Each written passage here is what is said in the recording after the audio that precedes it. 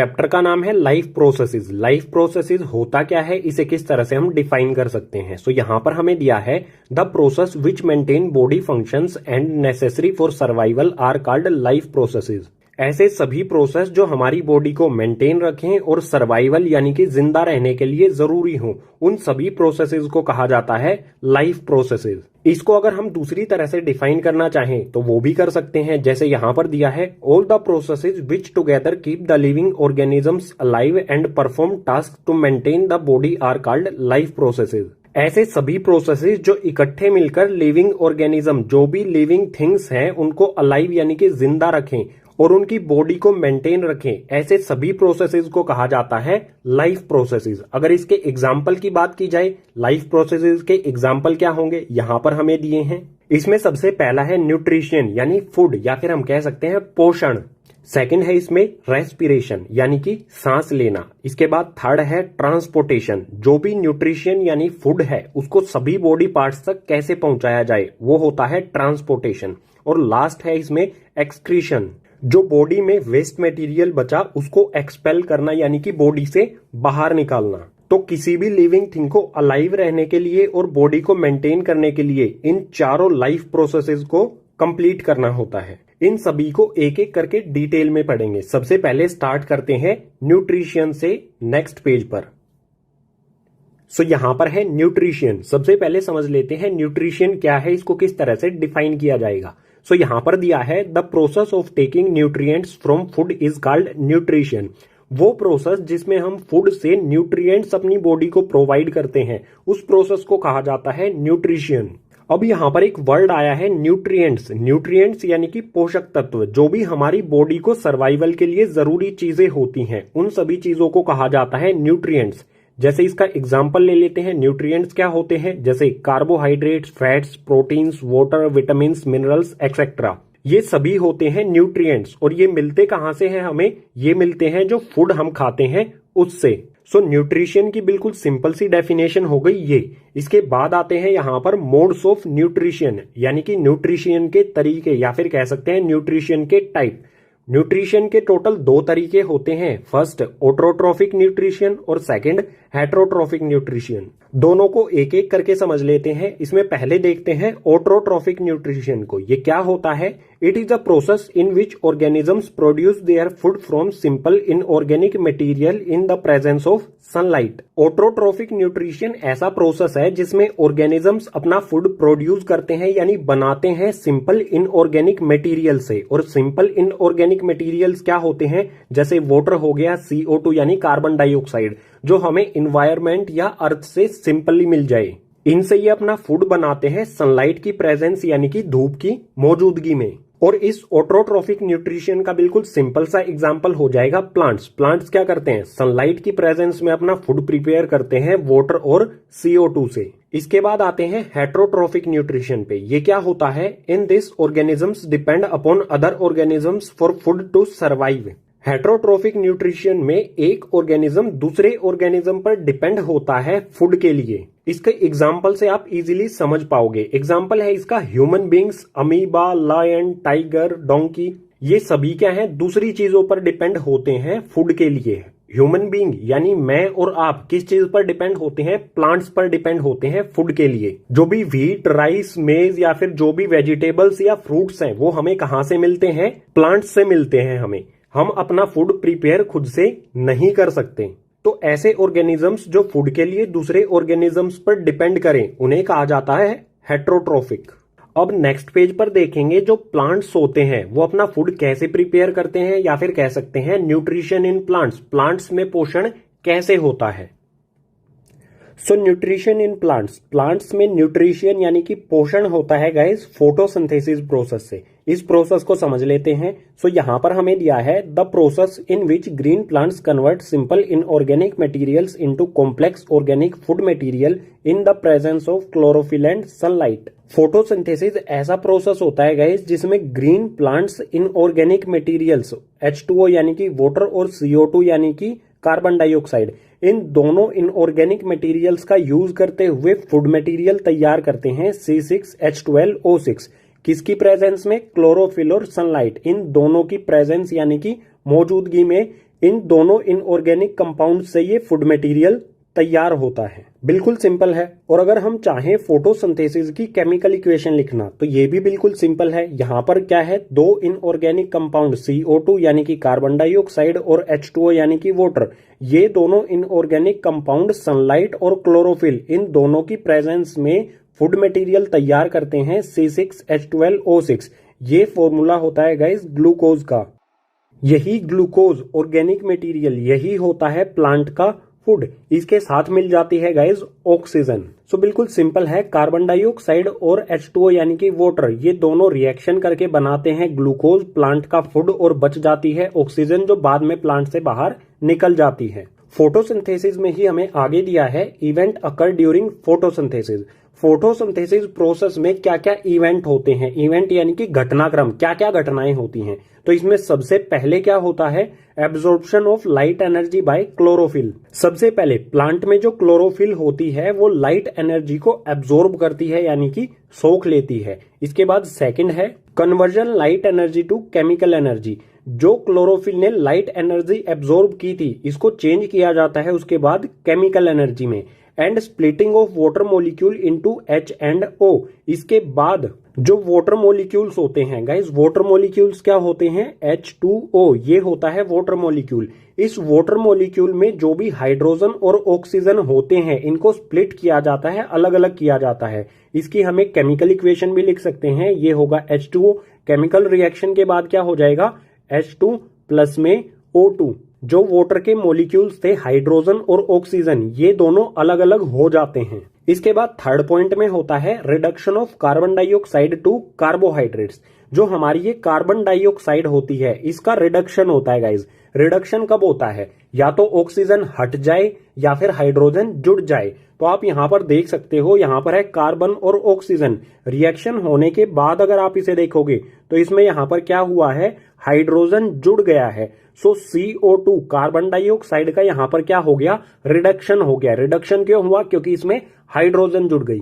Reduction और oxidation वाला concept जो हमने चैप्टर 1 में पढ़ा था उसमें कंडीशन थी ना, ऑक्सीजन हट जाए तो भी रिडक्शन होगा, हाइड्रोजन जुड़ जाए तो भी रिडक्शन होगा। सो यहां पर जुड़ जाती है हाइड्रोजन। तो इस कंपाउंड जो हमारी कार्बन डाइऑक्साइड है इसका क्या हो रहा है, यहां पर रिडक्शन हो जाता है और प्लांट का फूड बन जाता है। सो इन तीनों पॉइंट से आप ये तो समझ गए होंगे कि फोटोसिंथेसिस में इवेंट्स यानी कि घटनाक्रम किस तरह से होता है। अब नेक्स्ट पेज पर इसी कॉन्सेप्ट से रिलेटेड कुछ और पॉइंट्स को देखते हैं। पीछे वाले पेज पर पढ़ा था क्लोरोफिल सनलाइट को एब्जॉर्ब कर लेती है। सो क्लोरोफिल से रिलेटेड कॉन्सेप्ट देख लेते हैं। ये है हमारा एक प्लांट, इस प्लांट की ये है एक लीफ। इस लीफ के क्रॉस सेक्शन पार्ट को जो डेप्थ होती है, जो मोटाई होती है, इसको माइक्रोस्कोप से जूम करके देखेंगे। जूम करने पर सबसे ऊपर हमें एक लेयर मिलेगी, इस तरह की एक लेयर होगी। इस लेयर को कहा जाता है क्यूटाइल। जो लीफ का सबसे अपर वैक्सी पार्ट होता है वो हो गया क्यूटाइल। इस क्यूटाइल के नीचे गाइज होते हैं सेल्स, इस टाइप के सेल्स होते हैं। ये सेल्स होते हैं गाइज एपिडर्मिस। ये वाले सेल्स हो गए एपिडर्मिस। इन एपिडर्मिस के नीचे होते हैं प्लांट सेल्स, जो आपने क्लास 9th में प्लांट सेल्स पढ़े थे, बिल्कुल वही। इन प्लांट सेल्स के अंदर होते हैं गाइज क्लोरोप्लास्ट, ऑर्गेनल होता है। सभी प्लांट सेल्स के अंदर ऑर्गेनल होता है ग्रीन कलर का, इस टाइप का ये ऑर्गेनल होता है सभी प्लांट सेल्स के अंदर ग्रीन कलर का। इस ग्रीन कलर के क्लोरोप्लास्ट, जो ग्रीन कलर का क्लोरोप्लास्ट है, इसी के अंदर होता है क्लोरोफिल। सो यहां पर दिया है chloroplast. These are the small organelles found in plant cell. It contain chlorophyll which absorb sunlight for photosynthesis. Chloroplast क्या होते हैं, ये छोटे छोटे ऑर्गेनल्स होते हैं सिर्फ प्लांट सेल्स के अंदर। इनमें क्लोरोफिल होती है जो सनलाइट को एब्जॉर्ब कर लेती है फोटोसिंथेसिस प्रोसेस के लिए। सो ये बिल्कुल सिंपल सा कॉन्सेप्ट था क्लोरोफिल से रिलेटेड। इसी के साथ हमारा कॉन्सेप्ट न्यूट्रिशन इन प्लांट्स या फिर कहें ऑटोट्रोपिक न्यूट्रिशन, ये हो जाता है कंप्लीट। अब नेक्स्ट पेज पर देखेंगे गाइज हेटरोट्रोफिक न्यूट्रिशन। सो यहां पर है हेटरोट्रोफिक न्यूट्रिशन। हेटरोट्रोफिक न्यूट्रिशन की डेफिनेशन हम पीछे वाले पेजेस पर पढ़ चुके हैं। अब आते हैं हेटरोट्रोफिक न्यूट्रिशन के टाइप्स पर। हेटरोट्रोफिक न्यूट्रिशन के 3 टाइप होते हैं। इसमें सबसे पहला होता है सैप्रोफाइटिस न्यूट्रिशन, सेकंड होता है पैरासाइटिक न्यूट्रिशन और थर्ड होता है होलोजोइक न्यूट्रिशन। तीनों टाइप्स को एक एक करके समझ लेते हैं। स्टार्ट करते हैं फर्स्ट सेफ्रोफाइटिस न्यूट्रिशन से। न्यूट्रिशन का वो तरीका जिसमें ऑर्गेनिज्म अपना फूड प्राप्त करता है डेड या फिर डिकेइंग, मरे हुए या फिर सड़े हुए ऑर्गेनिक मैटर्स से। इसके एग्जाम्पल्स हो जाएंगे बैक्टीरिया और फंगाई। जो बैक्टीरिया और फंगाई होता है, मरे हुए या फिर सड़े हुए ऑर्गेनिक मैटर्स को ये फूड बना लेते हैं और इसी टाइप के न्यूट्रिशन को कहा जाता है सेफ्रोफाइटिस न्यूट्रिशन। अब आते हैं सेकंड पैरासाइटिक न्यूट्रिशन पर। यह क्या होता है? The mode of nutrition in which organism obtain food from another organism without killing them.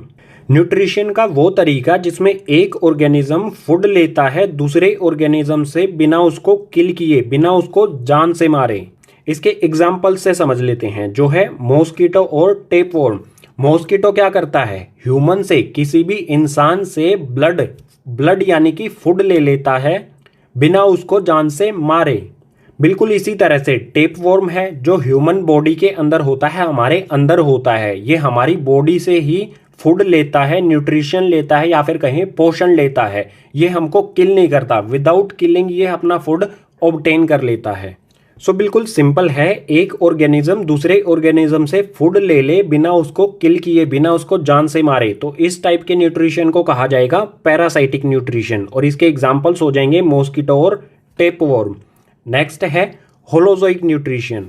इसमें दिया है the mode of nutrition that involves ingestion, digestion, absorption and assimilation of liquid and solid organic materials.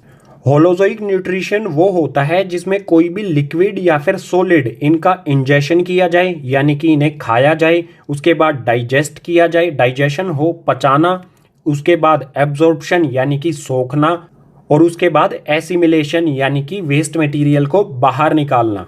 इसको बिल्कुल simply अगर कहें तो simple हो जाएगा, खाना, उसके बाद उसे पचाना, बॉडी में एब्जॉर्ब कराना, और एसिमिलेशन यानी कि वेस्ट मटेरियल को बाहर निकाल देना, उसी को कहा जाता है होलोजोइक न्यूट्रिशन। इसके एग्जाम्पल से समझ जाएंगे ये किन किन में होता है, एनिमल्स में और ह्यूमंस में। हम क्या करते हैं? खाना खाते हैं, पचाते हैं, बॉडी उसे एब्जॉर्ब करती है और जो वेस्ट मटेरियल होता है उसे बाहर निकाल देते हैं।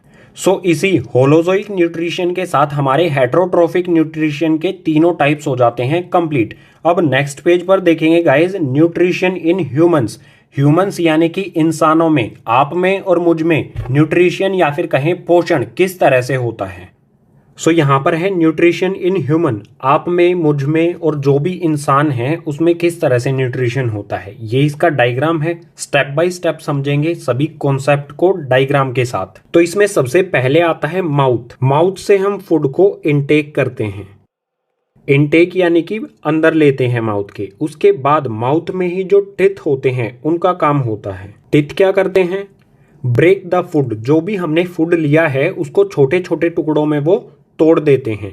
इसके बाद रोल आता है गाइज टंग, जो कि माउथ में ही होती है। टंग का रोल क्या होता है? Testing and rolling the food. जो भी हमने फूड लिया है उसको टेस्ट करना और उसको रोल करना, इधर से उधर करना, ये काम होता है टंग का। ये तो बिल्कुल सिंपल स्टेप थे। जब फूड रोल हो रहा होता है तो होता है इंपॉर्टेंट काम सलाइवरी ग्लैंड्स का। जो भी ग्लैंड्स होते हैं वो कुछ ना कुछ सीक्रेट करते हैं या फिर कहें प्रोड्यूस करते हैं, पैदा करते हैं। सो सलाइवरी ग्लैंड्स पैदा करते हैं यहाँ पर सलाइवा को। ये सलाइवा प्रोड्यूस करते हैं। सलाइवा यानी कि लार। कुछ टेस्टी फूड के बारे में सोचोगे तो अपने आप आपके मुंह में आ जाएगा सलाइवा या फिर कहें लार।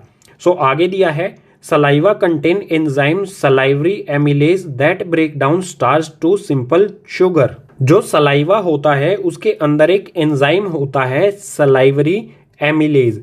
ये सलाइवरी एमिलेज जो हमारा फूड होता है, फूड को हम यहाँ पर कहेंगे बायोलॉजिकल, जो हम फूड लेते हैं वो होता है स्टार्च। इस स्टार्च को सिंपल शुगर में चेंज कर देता है। सो फूड को हमने यहाँ पर कहा है स्टार्च। जो भी हमारा फूड होता है उसको सिंपल शुगर में या फिर कहें ग्लूकोज में चेंज कर देता है। इस प्रोसेस को सिंपली हम यहाँ पर समझ लेते हैं। स्टार्च यानी कि ये होता है फूड। ये फूड सलाइवरी एमिलेज के साथ मिक्स होता है और चेंज हो जाता है शुगर में या फिर हम कह सकते हैं ग्लूकोज।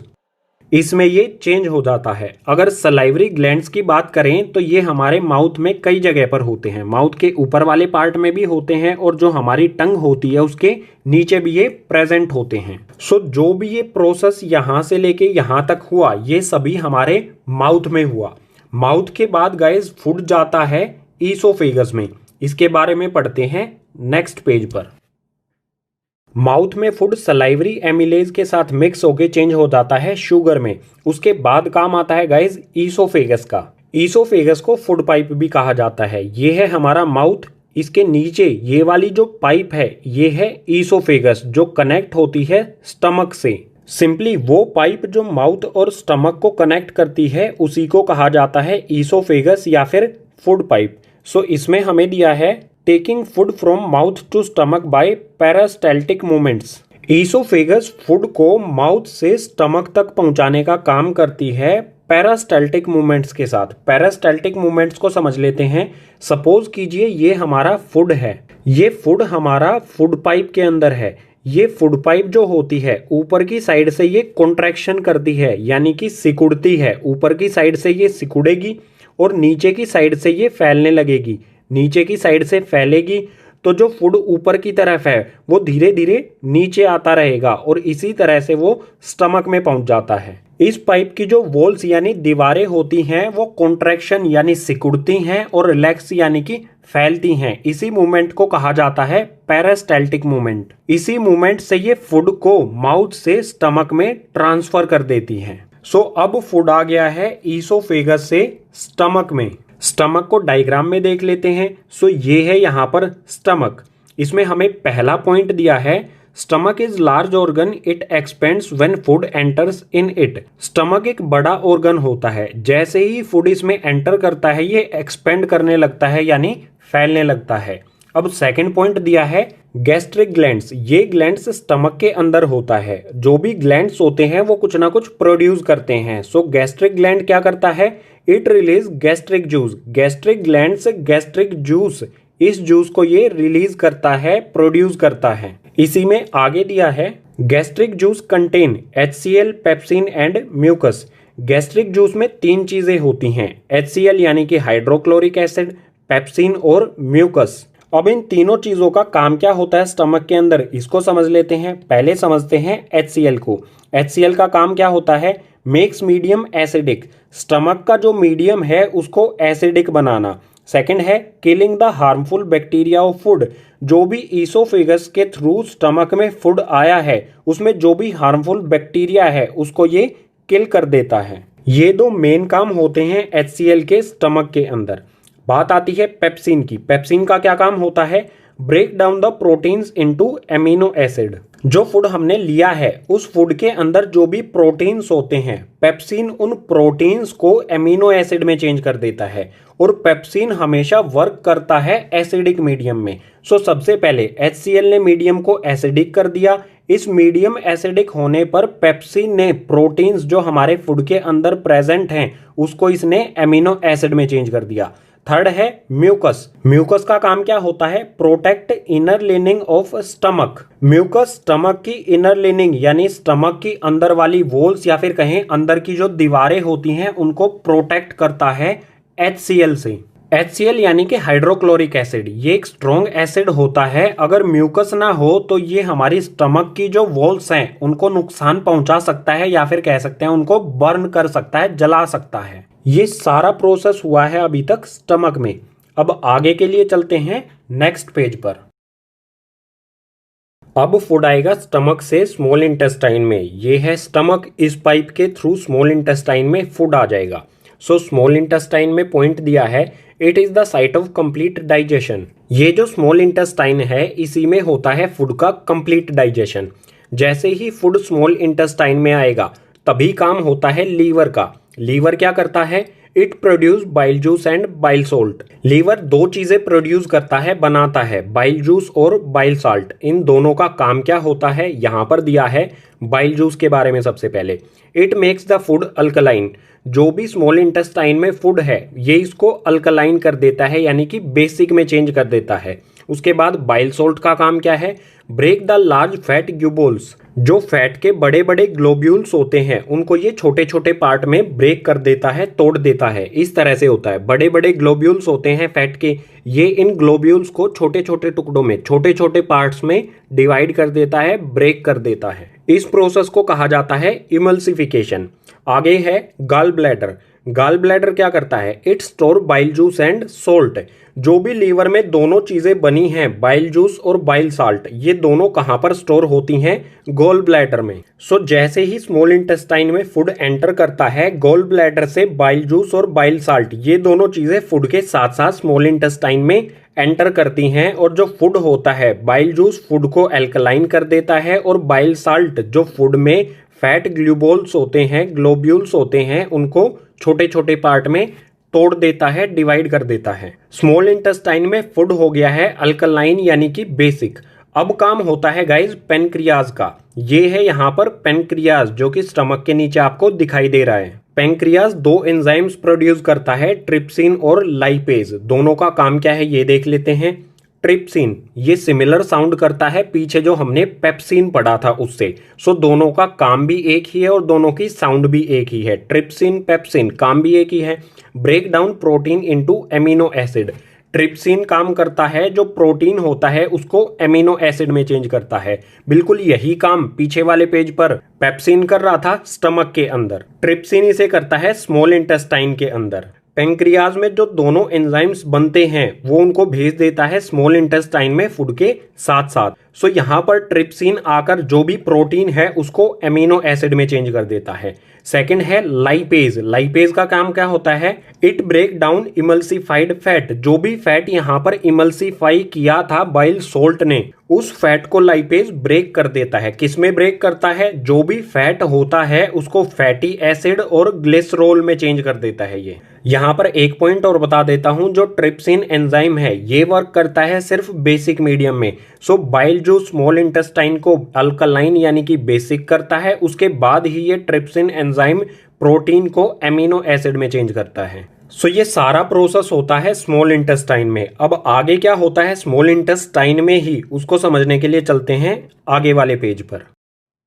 माउथ में स्टार्च हो जाता है शुगर में चेंज, या फिर कहें ग्लूकोज में। किसकी वजह से, सलाइवरी एमिलेज एंजाइम की वजह से। इसके बाद जो फैट होता है वो चेंज हो जाता है फैटी एसिड और ग्लिसरॉल में स्मॉल इंटेस्टाइन में। ये होता है चेंज लाइपेज एंजाइम की वजह से। उसके बाद प्रोटीन चेंज हो जाता है एमिनो एसिड में। कुछ प्रोटीन स्टमक में चेंज हो जाता है पेप्सिन की वजह से, पेप्सिन एंजाइम की वजह से। और बचा हुआ प्रोटीन स्मॉल इंटेस्टाइन में प्रोटीन से एमिनो एसिड में चेंज हो जाता है ट्रिप्सिन की वजह से, ट्रिप्सिन एंजाइम की वजह से। अब जो ये वाला फूड है ये जाएगा बॉडी के सभी सेल्स तक। कैसे जाएगा, स्मॉल इंटेस्टाइन में ही ये प्रोसेस होगा। स्मॉल इंटेस्टाइन में होती हैं गाइज विली। विली क्या होती हैं, finger like projections inside small intestine. These increase the surface area of absorption. Villi are supplied the food to blood vessels, then the blood vessels take the food to each and every cell of the body. Small intestine में finger की तरह projections होती हैं, उन्हीं को कहा जाता है विली। सपोज कीजिए ये एक स्मॉल इंटेस्टाइन है, इसके अंदर इस टाइप में फिंगर की तरह प्रोजेक्शंस होते हैं, बहुत सारे प्रोजेक्शंस होते हैं, इन्हीं को कहा जाता है विली।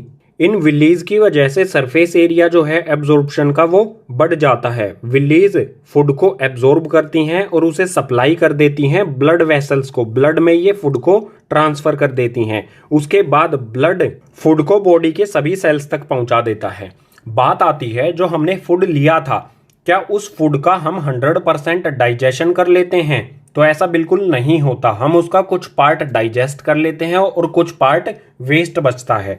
तो जो वेस्ट पार्ट स्मॉल इंटेस्टाइन में बचा उसका क्या होता है, वो वेस्ट पार्ट आता है गाइस स्मॉल इंटेस्टाइन से लार्ज इंटेस्टाइन में। सो इसमें दिया है the unabsorbed food sent to long intestine where its walls absorb more water from this material and rest of the material removed from the body via anus. Small intestine में ये वाला food absorb हो जाता है villis के through.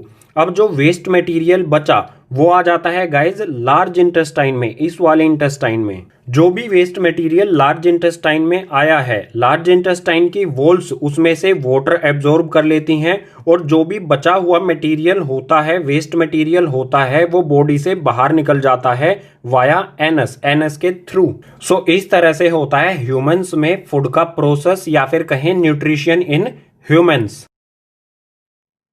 किसी भी organism को अलाइव या फिर सरवाइव करने के लिए टोटल 4 लाइफ प्रोसेस करने होते हैं। इसमें से हमने न्यूट्रिशन को कंप्लीट पढ़ लिया है। न्यूट्रिशन में हमने इसके सभी टाइप्स को देखा, उसके बाद न्यूट्रिशन इन प्लांट्स पढ़ा, और उसके बाद पढ़ा न्यूट्रिशन इन ह्यूमंस। अब आते हैं सेकेंड लाइफ प्रोसेस जो है respiration.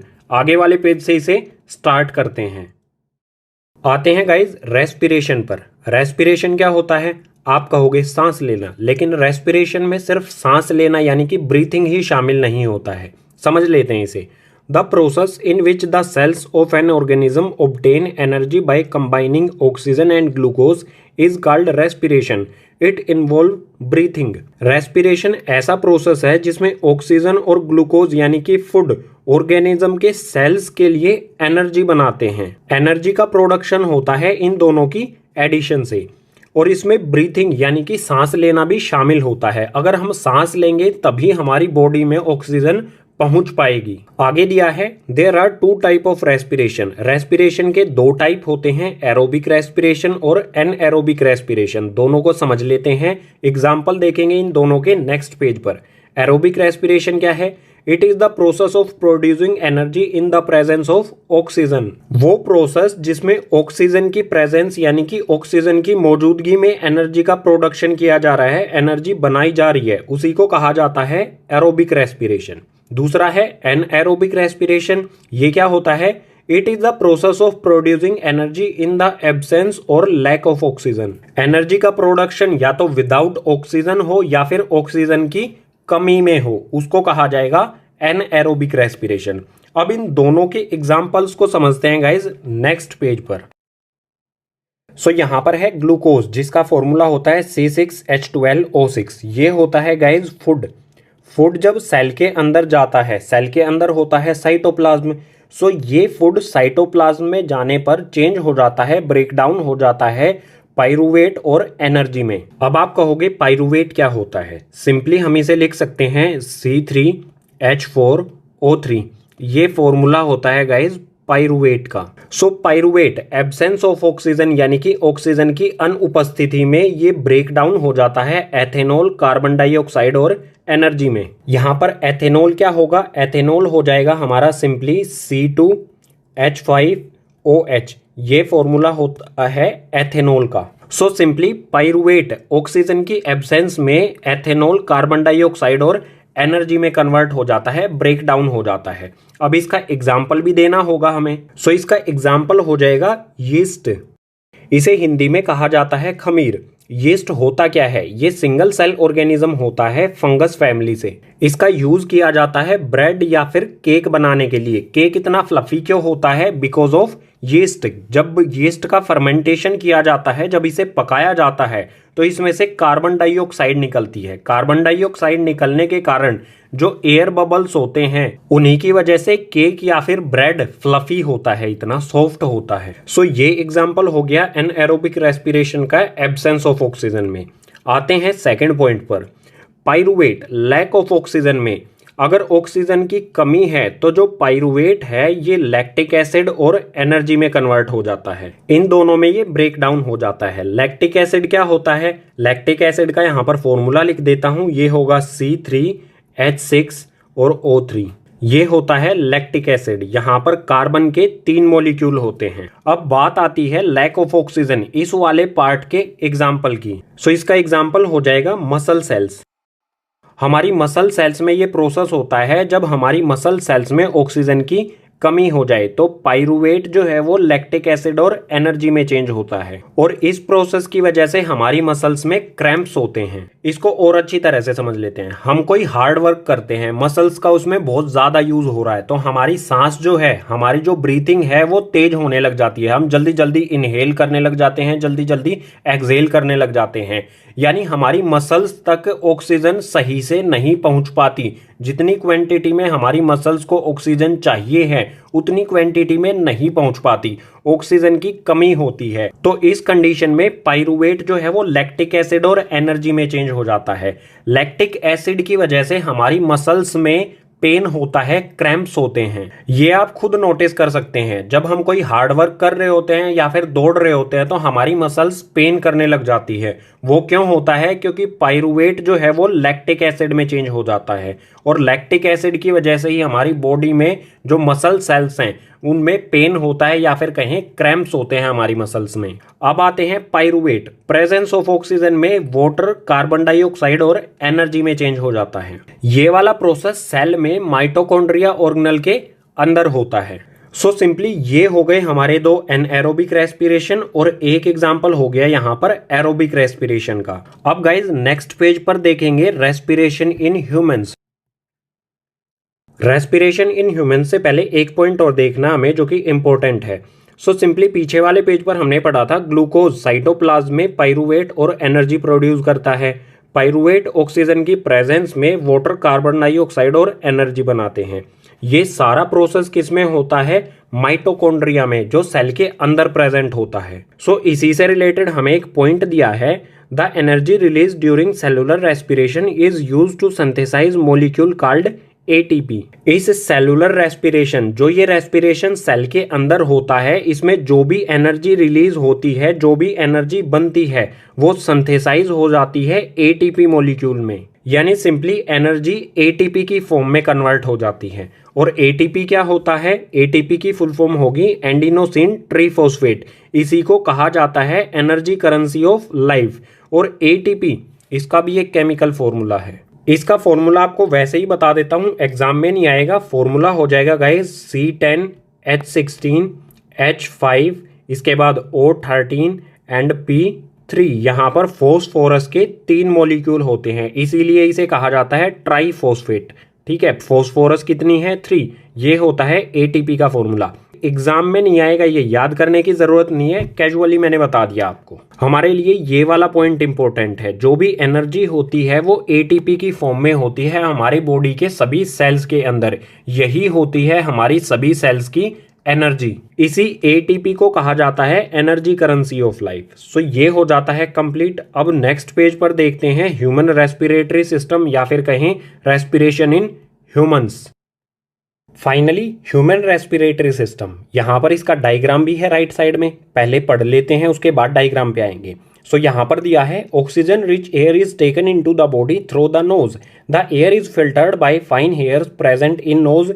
From nose the air passes through the throat to lungs. Oxygen rich air यानी ऐसी एयर जिसमें ऑक्सीजन की क्वांटिटी ज्यादा है, ऑक्सीजन की मात्रा ज्यादा है, उसको हम अपने नोज यानी कि नाक से टेक करते हैं, बॉडी के अंदर लेते हैं। नोज के अंदर फाइन हेयर्स यानी कि बारीक बाल होते हैं जो उस एयर को फिल्टर करते हैं। जो भी डस्ट पार्टिकल्स होता है उनको वो नोज में ही रोक लेते हैं, हमारे अंदर जाती है बिल्कुल प्योर एयर। इसके बाद नोज से एयर पास करती है, एयर जाती है थ्रोट से होती हुई पहुंच जाती है लंग्स तक। बिल्कुल सिंपल सा ये प्रोसेस है, इसे डायग्राम से भी समझ लेते हैं। सो ये है नोज, नोज से हम एयर इनटेक करते हैं, वो फिल्टर होती है नेसल कैविटी में, उसके बाद वो जाती है फेरिंग्स में जाती है। फेरिंग्स क्या होता है आप देख सकते हो, ये है माउथ, ये है नोज। नोज और माउथ का जो कॉमन एरिया होता है, दोनों का ये कॉमन एरिया होता है, उसी को कहते हैं फेरिंग्स।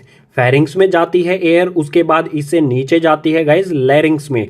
लैरिंग्स होता है हमारा वॉइस बॉक्स, जहां से हम साउंड प्रोड्यूस करते हैं। लैरिंग्स के बाद एयर पहुंचती है ट्रैकिया में। ये वाली जो पाइप है ये है ट्रैकिया। ट्रैकिया कार्टिलेज की बनी होती है। ट्रैकिया आगे 2 पार्ट्स में डिवाइड हो जाती है जिन्हें कहते हैं ब्रोंकी। ये वाला पार्ट ब्रोंकी और इधर वाला ये वाला पार्ट भी हो गया ब्रोंकी। ये हमारे दोनों लंग्स यानी कि फेफड़े। ब्रोंकीज आगे फर्दर डिवाइड हो जाती हैं बहुत सारी ब्रांचेस में जिन्हें कहा जाता है ब्रोंक्यूल्स। और हर एक ब्रोंक्यूल्स के लास्ट में होती है गाइज एल्वियोलाई, जो एक बलून जैसा स्ट्रक्चर होता है जिसमें गैसेस का एक्सचेंज होता है। सो यहाँ पर हमें दिया है इन लंग्स। लंग्स के अंदर क्या होता है? The air passage divides into smaller and smaller tubes and finally reach in alveoli. Trachea से एयर पैसेज 2 ब्रोंकीज में डिवाइड हो जाता है, उसके बाद ब्रोंकीज से फर्दर ये ब्रोंक्यूल्स में डिवाइड हो जाता है और पहुंच जाता है फाइनली एल्वियोलाई में। ये बैलून जैसा जो स्ट्रक्चर दिख रहा है इसी को कहा जाता है एल्वियोलाई। ये किससे कनेक्ट होती हैं? ब्रोंक्यूल से। इनसे एयर इनमें आती है। सो एल्वियोलाई से रिलेटेड हमें दिया है, it is a balloon like structure which provide a surface for exchange of gases. The walls of the alveoli connect with the blood vessels. Alveoli balloon यानी कि गुब्बारे जैसा स्ट्रक्चर होता है जो सरफेस प्रोवाइड करता है गैसेज के एक्सचेंज में। इसी में गैसेज का एक्सचेंज होता है। जो एल्वियोलाई की वॉल्स हैं इनसे कनेक्ट होती हैं ब्लड वेसल्स। इसके बाहर की ओर से कनेक्ट होती हैं, आप देख सकते हैं यहाँ पर ये कनेक्ट है ब्लड वेसल्स से। अब इसको और डिटेल में पढ़ लेते हैं आगे वाले पेज पर। सो ये है एल्वियोलाई, ये कनेक्ट है इन ब्रोंक्यूल से जिनसे इनमें ऑक्सीजन रिच एयर आती है। और इसी के साथ जो एल्वियोलाई है ये कनेक्ट होती है, इनका सरफेस कनेक्ट होता है ब्लड वेसल्स से। सो यहाँ पर दिया है, then oxygen dissolve in haemoglobin from alveoli and carried from lungs to cell in all body parts. Bronchiole से ऑक्सीजन इनमें पहुंच जाती है, ये कनेक्ट होती हैं ब्लड वेसल्स से। ऑक्सीजन को एब्जॉर्ब कर लेती हैं ये ब्लड वेसल्स, और एब्जॉर्ब करने के बाद सभी बॉडी पार्ट्स में जो भी सेल्स हैं उन सभी सेल्स तक ये ब्लड वेसल्स उस ऑक्सीजन को पहुंचा देती हैं, डिलीवर कर देती हैं। इसके अलावा क्या काम होता है यहाँ पर? The blood bring carbon dioxide from the cells release into alveoli. जो ब्लड वेसल्स हैं वो यहाँ पर कार्बन डाइऑक्साइड एयर लेके आती हैं सेल्स से। सेल्स से कार्बन डाइऑक्साइड लेके वो इन एल्वियोलाई में ड्रॉप कर देती हैं। उसके बाद एल्वियोलाई से ब्रोंक्यूल्स, ब्रोंक्यूल से ब्रोंकी, उसके बाद हमारे थ्रोट से होती हुई नोज से कार्बन डाइऑक्साइड बाहर निकल जाती है। सो यहाँ पर ऑक्सीजन इन ब्लड वेसल्स द्वारा एब्जॉर्ब कर ली जाती है, और जो ब्लड वेसल्स कार्बन डाइऑक्साइड लेके आती हैं वो इसमें ड्रॉप कर दी जाती है। और सबसे इंपॉर्टेंट बात, जो ब्लड वेसल्स हैं इनमें ऑक्सीजन को कैरी कौन करता है? कैरी करता है गाइज हेमोग्लोबिन, जो कि रेड ब्लड सेल्स होते हैं। ये हेमोग्लोबिन इसमें से ऑक्सीजन कैरी करता है, एब्जॉर्ब करता है, और उसे सभी बॉडी पार्ट्स में जितने भी सेल्स हैं उन सभी सेल्स तक ये ऑक्सीजन को पहुंचा देता है, डिलीवर कर देता है। सो इसी के साथ रेस्पिरेशन इन ह्यूमन ये वाला कॉन्सेप्ट हो जाता है कंप्लीट। अब नेक्स्ट पेज पर देखेंगे रेस्पिरेशन इन प्लांट्स। प्लांट्स में रेस्पिरेशन किस तरह से होता है? रेस्पिरेशन इन प्लांट्स, इसमें 2 पॉइंट देखेंगे। फर्स्ट पॉइंट होगा ब्रीथिंग या फिर कह सकते हैं गैसेस का एक्सचेंज, ये किस तरह से होता है प्लांट में। और सेकंड पॉइंट होगा प्लांट का जो फूड मटेरियल ग्लूकोज होता है उससे वो एनर्जी कैसे बनाते हैं। पहले देख लेते हैं गैसियस एक्सचेंज किस तरह से होता है। सो यहाँ पर दिया है gaseous exchange occur in plant through. Gaseous exchange 3 तरह से होता है, तीनों यहाँ पर दिए गए हैं। इसमें फर्स्ट है स्टोमेटा इन लीव्स।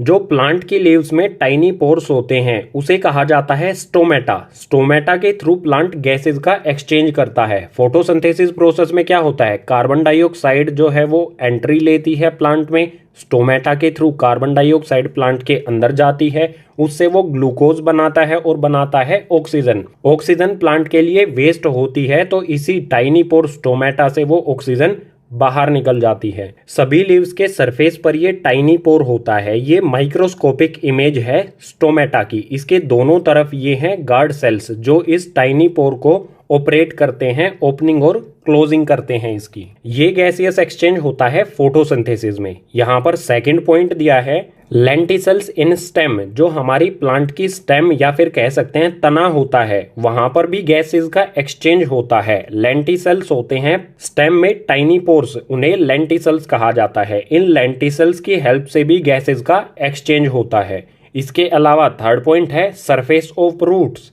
जो प्लांट की रूट्स होती हैं, जड़ें होती हैं, उनका सरफेस भी गैसेस का एक्सचेंज करता है। ये टोटल 3 तरीके हैं गैसेस एक्सचेंज करने के प्लांट में। गैसेस एक्सचेंज यानी कि ब्रीथिंग। इसके बाद समझते हैं एनर्जी किस तरह से मिलती है प्लांट को। सो यहाँ पर दिया है during respiration plant absorbs oxygen and use them with glucose to create carbon dioxide, water and energy. Respiration process के लिए प्लांट ऑक्सीजन एब्जॉर्ब करते हैं, उसका यूज करते हैं वे ग्लूकोज के साथ कार्बन डाइऑक्साइड, वाटर और एनर्जी बनाने के लिए। सिंपली ऑक्सीजन का यूज किया जाता है ग्लूकोज यानी कि प्लांट के फूड से एनर्जी बनाने के लिए। ऑक्सीजन ग्लूकोज के साथ मिलकर बनाता है कार्बन डाइऑक्साइड, वाटर और साथ में मिलती है एनर्जी। ये एनर्जी हेल्पफुल होती है प्लांट को सरवाइव करने के लिए और प्लांट को ग्रो करने के लिए। इस इक्वेशन को हम केमिकल इक्वेशन की फॉर्म में भी लिख सकते हैं बिल्कुल इजीली। तो यहाँ पर हमने लिखा है ग्लूकोज यानी कि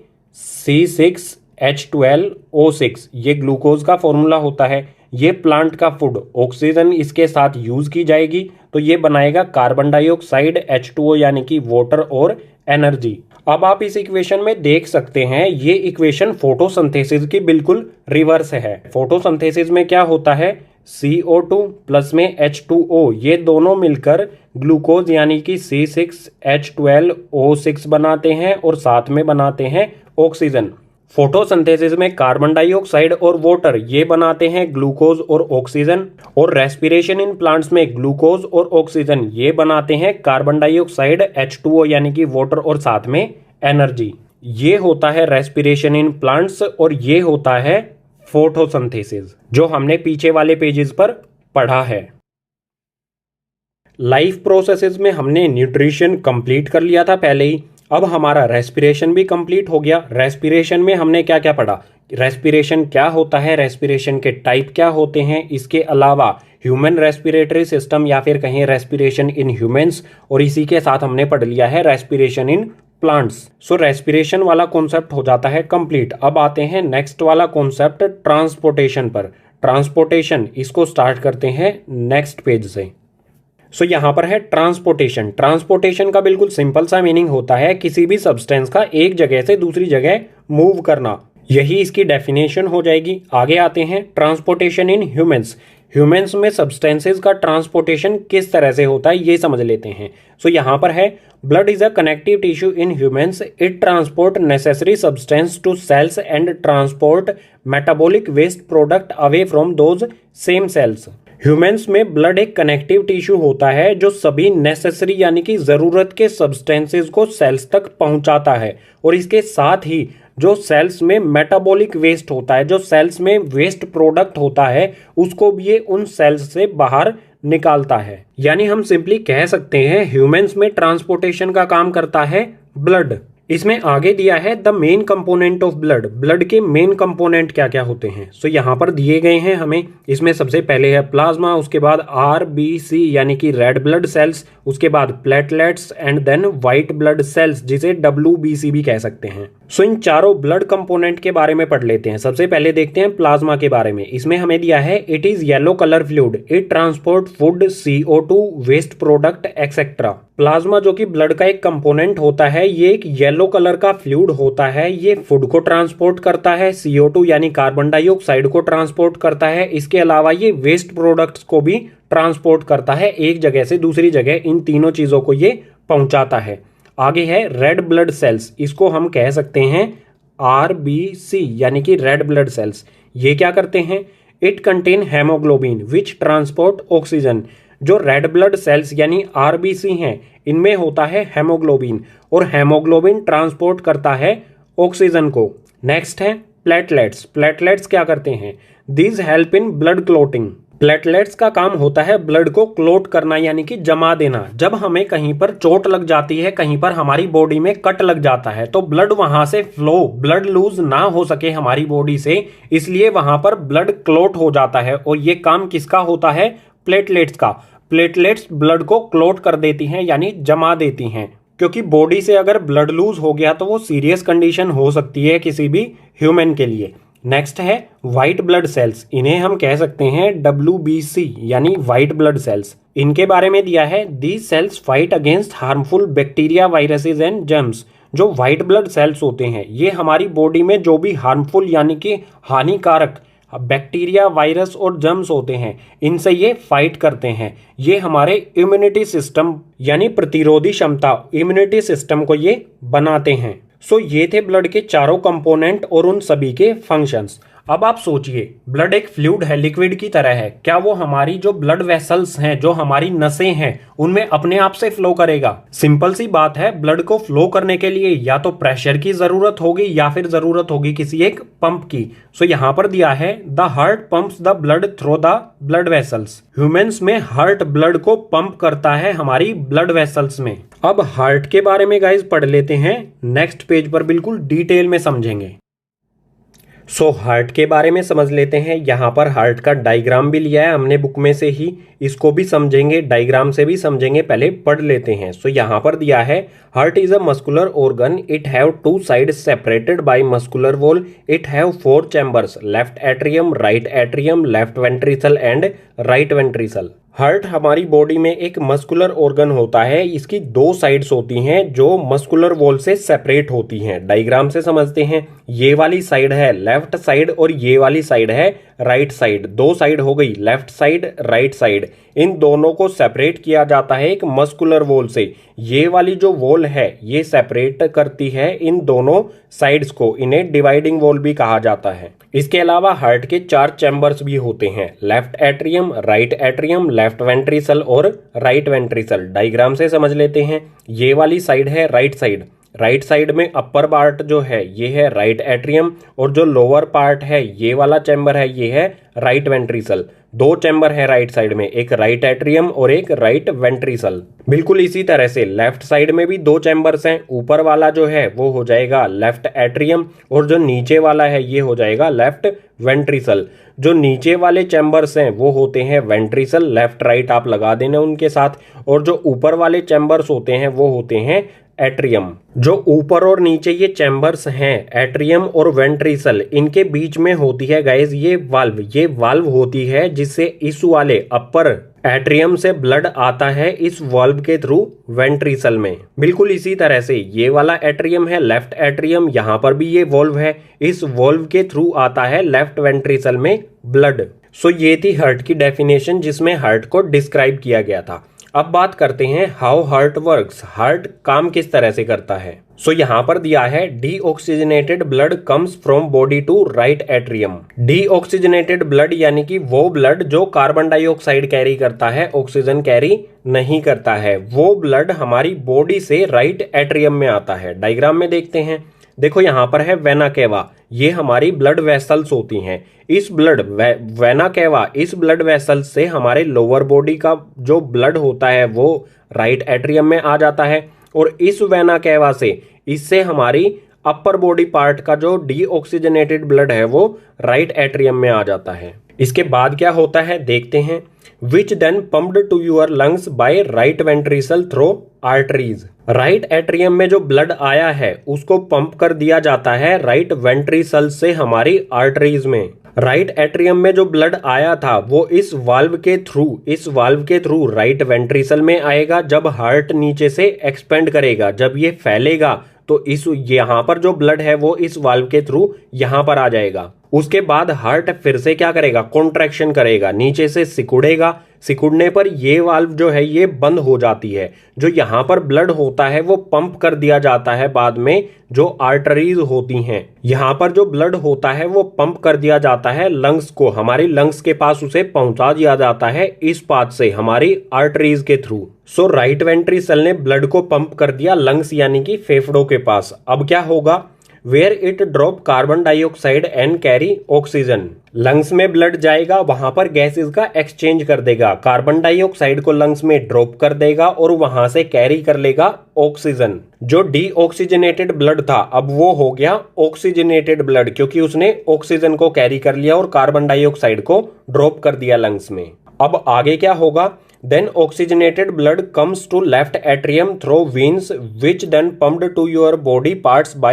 left ventricle through aorta।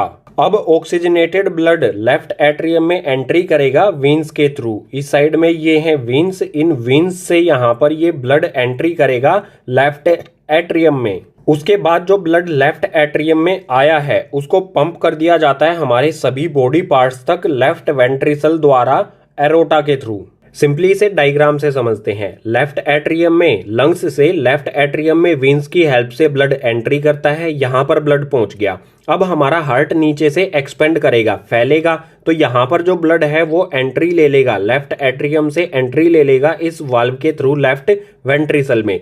यहाँ पर ब्लड जब आ जाएगा उसके बाद हार्ट हो जाएगा कॉन्ट्रैक्शन करेगा हार्ट, यानी सिकुड़ेगा। सिकुड़ने पर ये वाली वाल्व बंद हो जाएगी तो ब्लड इस ऑर्टा, इस ऑर्टा के थ्रू हमारे सभी बॉडी पार्ट्स में पहुंचा दिया जाता है, सभी सेल्स तक। हार्ट किस तरह से काम करता है इसका थोड़ा सा और डिटेल एक्सप्लेनेशन दे देता हूं नेक्स्ट पेज पर। हार्ट किस तरह से वर्क करता है इसकी एक इजी सी एक्सप्लेनेशन देता हूं इस डायग्राम की हेल्प से। सो ये है हमारा हार्ट, ये है हमारी बॉडी। हमारी बॉडी से डीऑक्सीजनेटेड ब्लड वेना कैवा से पहुंचता है हमारे हार्ट में, हमारे हार्ट के अपर राइट एट्रियम में पहुंचता है। उसके बाद पहुंचता है ये राइट वेंट्रिकल में। राइट वेंट्रिकल इसे पंप कर देता है पुल्मोनरी आर्टरीज के थ्रू लंग्स में। लंग्स में ये ब्लड जाके कार्बन डाइऑक्साइड ड्रॉप कर देता है, ऑक्सीजन कैरी कर लेता है। उसके बाद ऑक्सीजनेटेड ब्लड आता है हमारे इस हार्ट के इस अपर पार्ट में, लेफ्ट वाले अपर पार्ट में जो है लेफ्ट एट्रियम में आता है। उसके बाद आता है लेफ्ट वेंट्रिकल में। लेफ्ट वेंट्रिकल में आने के बाद लेफ्ट वेंट्रिकल इसे पंप कर देता है हमारे दोबारा से बॉडी सेल्स में एओर्टा के थ्रू। उसके बाद फिर से यही प्रोसेस होता है, हमारी बॉडी ऑक्सीजन को कंज्यूम करती है, कार्बन डाइऑक्साइड प्रोड्यूस करती है। फिर से कार्बन डाइऑक्साइड ब्लड यानी कि डीऑक्सीजनेटेड ब्लड वेना कैवा के थ्रू हार्ट में जाता है। हार्ट से वो ब्लड, हार्ट उस ब्लड को पंप कर देता है लंग्स में। लंग्स से ऑक्सीजन कैरी करके ऑक्सीजनेटेड ब्लड वो आ जाता है फिर से हार्ट में। हार्ट उसे पंप कर देता है फिर से हमारी बॉडी के सभी पार्ट्स में। सो इसके बाद हमारा नेक्स्ट कॉन्सेप्ट आता है ब्लड वेसल्स। ब्लड वेसल्स वो होती हैं जिनमें ब्लड ट्रैवल करता है, फ्लो करता है। पाइपिंग सिस्टम होता है हमारी बॉडी का ये।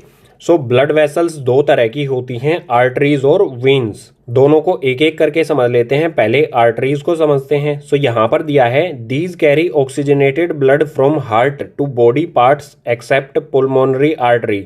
These are thick and elastic. The smaller vessel which are 1 cell thick are called capillaries. जो भी आर्टरीज होती हैं वो ऑक्सीजनेटेड ब्लड को हार्ट से कैरी करती हैं, सभी बॉडी पार्ट्स तक पहुंचाती हैं। यहाँ पर एक्सेप्शन रखा गया है, जो पुल्मोनरी आर्टरी है सिर्फ ये ऐसी आर्टरी है जो डीऑक्सीजनेटेड ब्लड को कैरी करती है। इसके अलावा जो भी आर्टरीज हैं वो सभी ऑक्सीजनेटेड ब्लड को कैरी करती हैं और सभी बॉडी पार्ट्स तक पहुंचाती हैं। इसी में आगे दिया है थिक एंड इलास्टिक। जो भी आर्टरीज हैं वो थिक होती हैं और इलास्टिक होती हैं। इलास्टिक यानी कि ये इजीली बेंड हो सकती हैं। इसके बाद यहाँ पर दिया गया है कैपिलरीज के बारे में। ऐसी आर्टरीज जो 1 cell थिक होती हैं, जिनकी मोटाई 1 cell जितनी होती है, उन आर्टरीज को कहा जाता है कैपिलरीज। ये बहुत फाइन होती हैं, बहुत बारीक होती हैं कैपिलरीज हमारी बॉडी में।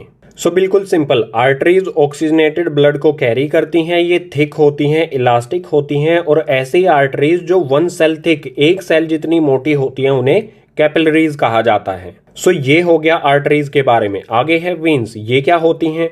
Veins carry deoxygenated blood from body part to heart except pulmonary vein. These are thin and less elastic. Veins का काम होता है हमारे बॉडी पार्ट्स में जो भी डीऑक्सीजनेटेड ब्लड है उसको कैरी करना। इसमें भी एक एक्सेप्शन रखा गया है, जो पुल्मोनरी वेन है ये ऑक्सीजनेटेड ब्लड को कैरी करती है। इसके अलावा जितने भी वेन्स हैं वो सभी डीऑक्सीजनेटेड ब्लड को कैरी करती हैं। वेन्स के बारे में और भी दिया गया है thin and less elastic. Veins जो हैं ये थिन यानी कि पतली होती हैं और लेस कम इलास्टिक होती हैं, यानी इन्हें फोल्ड इजीली नहीं किया जा सकता है एज कंपेयर टू आर्टरीज। सो दो तरह की ब्लड वेसल्स, आर्टरीज और वेन्स, इनमें फ्लो होता है ब्लड। यहां पर दिया है लिम्फ। लिम्फ भी एक ट्रांसपोर्टर होता है, इसके बारे में पढ़ते हैं। This is also a transporter fluid. The pores present in the walls of capillaries some amount of plasma, proteins and blood cells escape into intercellular space in the tissue to form the lymph. Blood के अलावा हमारी body में एक और transporter होता है जिसे कहते हैं लिम्फ। ये बनता कैसे है? सो जो हमारी कैपिलरीज, ब्लड कैपिलरीज होती हैं उसमें पोर्स होते हैं, बिल्कुल छोटे छोटे बारीक बारीक उसमें छेद होते हैं। उन छेद से कुछ प्लाज्मा, प्रोटीन और ब्लड सेल्स एस्केप कर जाते हैं, निकल जाते हैं इंटरसेलुलर स्पेस में। जो 2 सेल के बीच में खाली जगह होती है वहां पर वो एस्केप कर जाते हैं प्लाज्मा, प्रोटीन और ब्लड सेल्स किसी भी टिश्यू में और बनाते हैं लिम्फ। इस तरह से कई सारे सेल्स हैं, उनके बीच में जो भी ये खाली जगह है, इस खाली जगह में पहुंच जाते हैं ये तीनों चीजें, प्लाज्मा, प्रोटीन और ब्लड सेल्स। कैपिलरीज से लीक होकर या फिर कह सकते हैं इन छोटे छोटे बारीक पोर्स से निकलकर इस इंटरसेलुलर में पहुंच जाते हैं और बनाते हैं लिम्फ। इसके बारे में कुछ पॉइंट भी दिए हैं, इन्हें देखते हैं। इसमें फर्स्ट है इट इज कलरलेस, ये कलरलेस होता है, इसका कोई भी कलर नहीं होता है। सेकंड है lymph absorbs and transport fat from intestine, lymph काम क्या करता है, ये एब्जॉर्ब करता है और ट्रांसपोर्ट करता है फैट को। ये हमारे इंटेस्टाइन से फैट को एब्जॉर्ब करता है और उसे बॉडी पार्ट्स तक ट्रांसपोर्ट भी करता है। इसके बाद लास्ट पॉइंट दिया है it drain away the excess tissue metabolism, जो टिश्यू में मेटाबॉलिज्म होता है, एक्सेस मेटाबॉलिज्म यानी कि एक तरह से वेस्ट प्रोडक्ट जो होता है टिश्यू के अंदर, उसे भी ये ड्रेन करता है, यानी कि रिमूव कर देता है, वहां से हटा देता है जो भी वेस्ट प्रोडक्ट होता है। सो ये था हमारा लिम्फ, एक और ट्रांसपोर्टर जो हमारी बॉडी में होता है ब्लड के अलावा। इसी के साथ गाइस हमारा ट्रांसपोर्टेशन इन ह्यूमंस ये वाला कॉन्सेप्ट हो जाता है कंप्लीट। अब नेक्स्ट पेज पर देखेंगे ट्रांसपोर्टेशन इन प्लांट्स, प्लांट्स में ट्रांसपोर्ट किस तरह से होता है। ट्रांसपोर्टेशन इन प्लांट्स यहां पर दिया है there are two transporter tissue in plants, plants में टिश्यूज करते हैं ट्रांसपोर्टेशन का काम। दो टिश्यू होते हैं जो ट्रांसपोर्टेशन करते हैं, पहला है इसमें जाइलम, दूसरा है फ्लोएम। इन दोनों के बारे में आपने क्लास 9th में भी पढ़ा होगा। सो दोनों को एक एक करके समझते हैं। पहले देखते हैं जाइलम को। इसमें फर्स्ट पॉइंट दिया है it transport water and minerals in upward direction from roots to highest point of the plant. Xylem tissue water और वाटर में डिसॉल्व मिनरल्स को ये अपवर्ड डायरेक्शन में ट्रांसपोर्ट करता है। अपवर्ड डायरेक्शन यानी कि रूट्स से हाईएस्ट पॉइंट जो होता है प्लांट का, वहां पर जड़ों से प्लांट की लीव्स तक ये ट्रांसपोर्ट करता है इन दोनों चीजों को।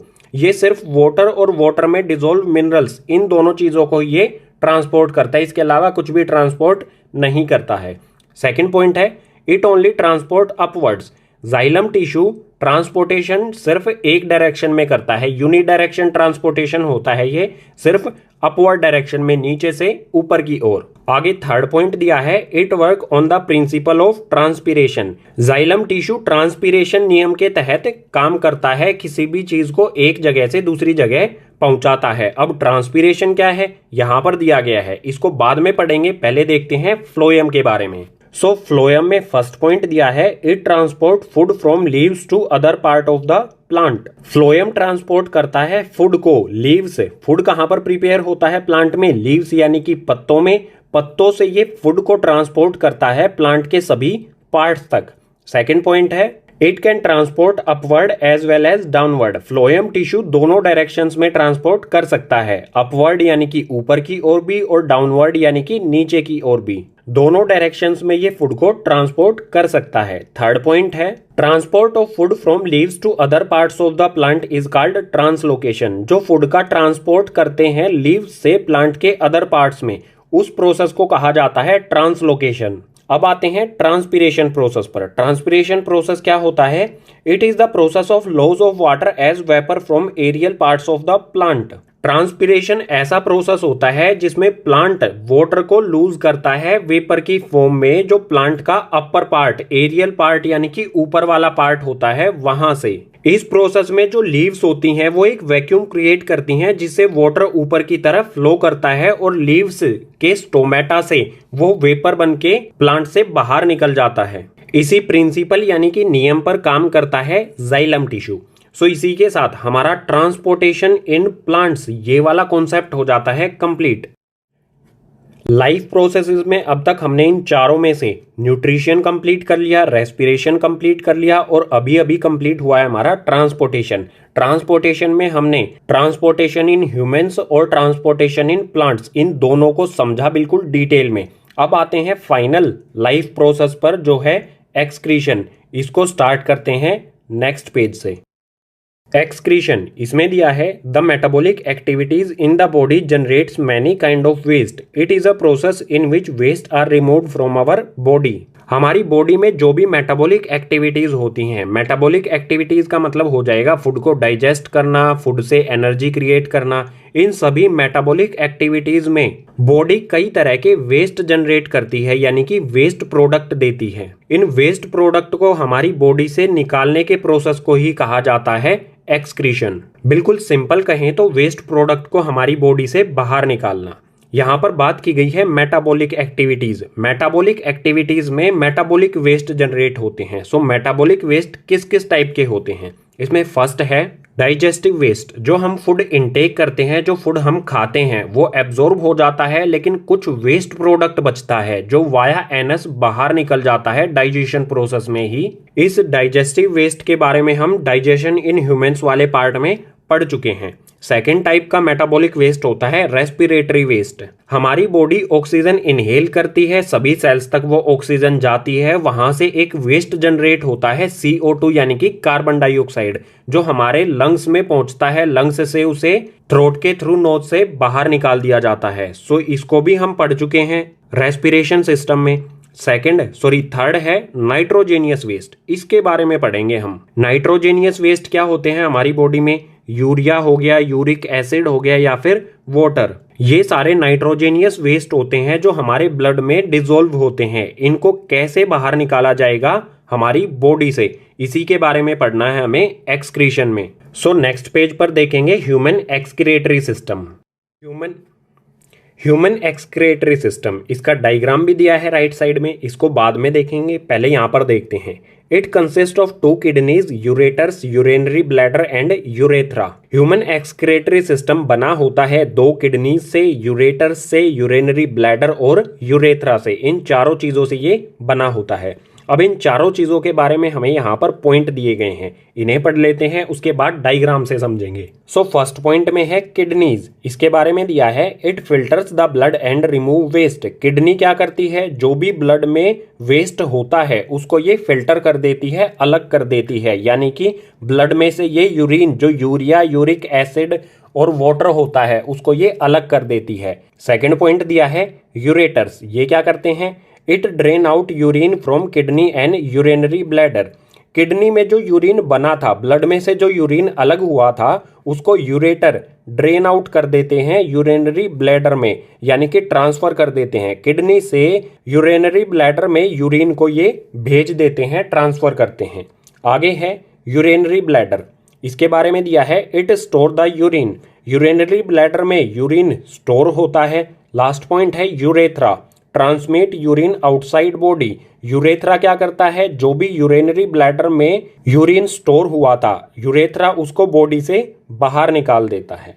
डायग्राम से समझते हैं। अब डायग्राम में आपको यहाँ पर दिख रहा है, ये एक किडनी है, ये एक किडनी है। किडनी में ब्लड आता है रेनल आर्टरी से, जो ये ओर्टा है, इससे कनेक्ट होती है रेनल आर्टरी। रेड कलर वाली जो आपको दिख रही है हमारी ब्लड वेसल, रेनल आर्टरी, इसमें से ब्लड आता है इस वाली किडनी में भी और इस वाली किडनी में भी। उसके बाद किडनी ब्लड को फिल्टर कर देती है, उसमें से यूरिन को अलग कर देती है। ब्लड जो फिल्टर हो चुका है वो वापस चला जाता है रेनल वेन से।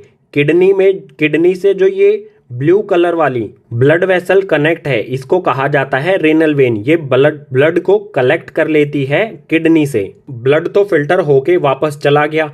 अब जो यहाँ पर किडनी में यूरिन बचा है उसका क्या होता है? इस वाली पाइप से, ये वाली जो पाइप है, इस वाली पाइप से वो आ जाता है यूरिनरी ब्लैडर में। इस वाली किडनी के साथ ये वाली पाइप है, इस पाइप को कहा जाता है यूरेटर। बिल्कुल इसी तरह से इस किडनी के साथ भी ये पाइप है, इसे भी कहा जाएगा यूरेटर। 2 किडनीज की 2 अलग अलग यूरेटर्स हैं। यूरेटर्स के थ्रू जो यूरिन किडनी में है वो आ जाता है यूरिनरी ब्लैडर में। यूरिनरी ब्लैडर में जो यूरिन है वो स्टोर होता है, उसके बाद यूरेथ्रा से वो बाहर निकल जाता है हमारी बॉडी से। ये है बिल्कुल सिंपल सा प्रोसेस ह्यूमन एक्सक्रीटरी सिस्टम का। अब आप सोचिए किडनी में ऐसा क्या है जो वो ब्लड को फिल्टर कर देता है? तो यहां पर दिया है kidney have a filtration unit called nephrons. A को यहां पर कट कर दीजिए।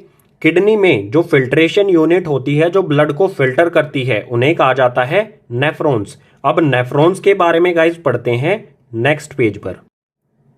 सो नेफ्रॉन्स, यहां पर इसका डायग्राम भी है। ये होती है किडनी के अंदर नेफ्रॉन, एक नेफ्रॉन है ये। हर एक किडनी के अंदर अप्रोक्सीमेटली 10 लाख नेफ्रॉन्स होती हैं। सो इस डायग्राम को बाद में देखेंगे, पहले पढ़ लेते हैं इसके बारे में। यहाँ पर दिया है nephrons are filtration unit of kidney, it consist of a tube which is connected to duct and a cup shaped structure that is Bowman's capsule. ये पीछे वाले पेज पर भी बताया था, नेफ्रॉन्स जो है वो किडनी की फिल्ट्रेशन यूनिट होती हैं, ये ब्लड को फिल्टर करती हैं, जो भी ब्लड में वेस्ट, मेटाबॉलिक वेस्ट होता है उसको वो रिमूव कर देती हैं। नेफ्रॉन में ट्यूब होती हैं जो एक डक्ट से कनेक्ट होती हैं। इसके अलावा एक कप शेप का स्ट्रक्चर होता है जिसे कहा जाता है बोमन्स कैप्सूल। डायग्राम से समझ लेते हैं। यहाँ पर ये जो कप जैसा स्ट्रक्चर है ये है बोमन्स कैप्सूल। ये बोमन कैप्सूल कनेक्ट होता है ट्यूब से। इसके पीछे की तरफ आप देखोगे ये येलो कलर की ट्यूब है जो बोमन कैप्सूल से कनेक्ट है, और इन ट्यूब्स के आसपास आप देख सकते हैं जो रेड और ब्लू कलर की ये हैं ब्लड कैपिलरीज। इसके बाद ये ट्यूब यहाँ पर आती है और यहाँ से लेती है एक यू टर्न।